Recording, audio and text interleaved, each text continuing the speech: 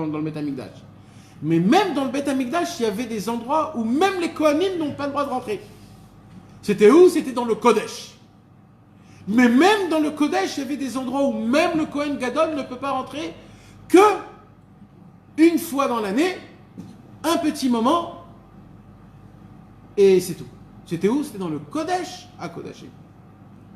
Le Kodesh à Kodashim, il y avait quoi? Il y avait les chérubins, le Aaron. Dans le Mishkan, c'était pareil. C'était moins, mais c'était pareil. Dans le Mishkan, il y avait le Ohel Moed. C'était quoi le Ohel Moed? C'était comme le Saint des Saints.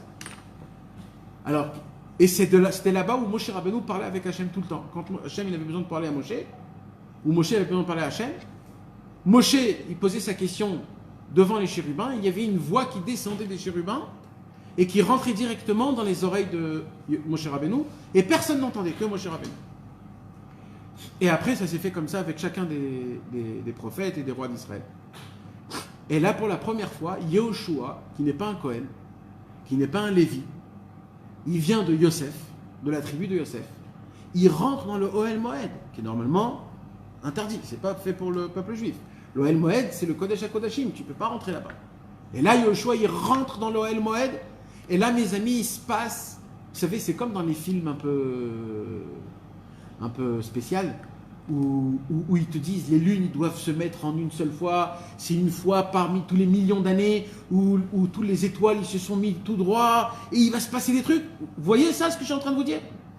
Là, mes amis, ce qui s'est passé, c'est que Moshe, Yehoshua, eux deux, dans le Ohel Moed, c'était un truc que jamais il y aura encore dans le monde, cette position. Cette position de Moshe avec Yehoshua, qui entoure le Ohel Moed, c'est la perfection du monde. On ne peut pas s'imaginer ce que c'est.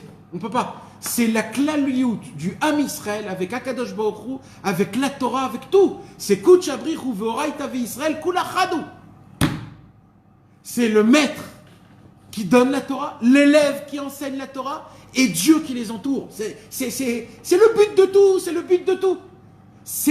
Quand il y a ça, il n'y a pas plus fort que ça au monde. Mais le problème, c'était quoi le problème? C'est que c'était juste au moment où Moshe Rabbeinu il allait mourir. Donc c'était combien de temps? 1 heure peut-être. Et là, qu'est-ce qu'il dit?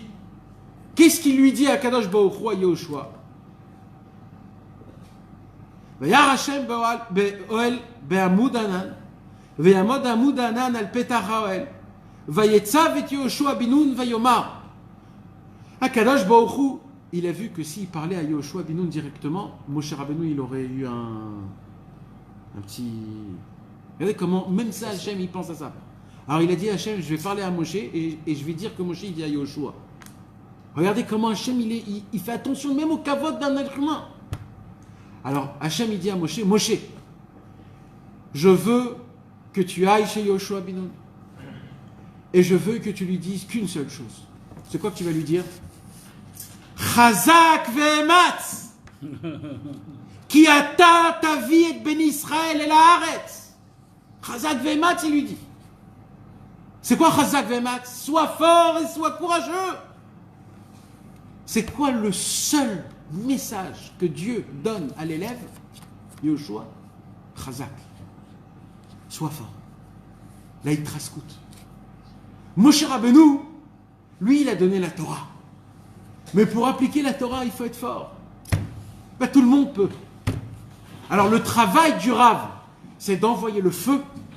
Et le travail de l'élève, c'est de reprojeter la lumière de feu qui devient une lumière exceptionnelle, palpable.